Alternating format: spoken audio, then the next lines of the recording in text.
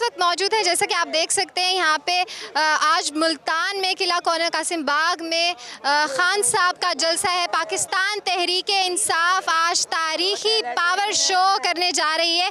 खान साहब के बहुत बड़े फ़ैन हमारे साथ मौजूद हैं। वैसे दिल से वो बहुत बड़े हैं, कद में वो बहुत छोटे हैं, तो हम इनसे बात करेंगे। जी अस्सलाम वालेकुम। वालेकुम सलाम।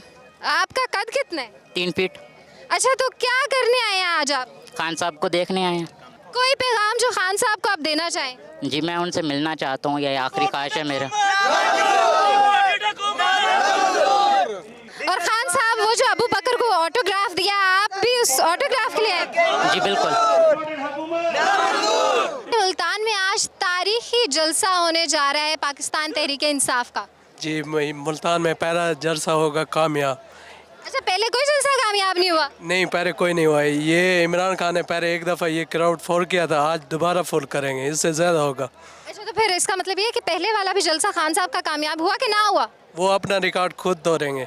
अच्छा, ये एक अहम पॉइंट इन्होंने यहाँ पे बोला है कि इधर जितने भी जलसे हुए हैं उसमें पाकिस्तान तहरीक इंसाफ ने सबसे बड़ा जलसा किया है और पाकिस्तान तहरीक इंसाफ ही अपना रिकॉर्ड जो है वो तोड़ने जा रही है।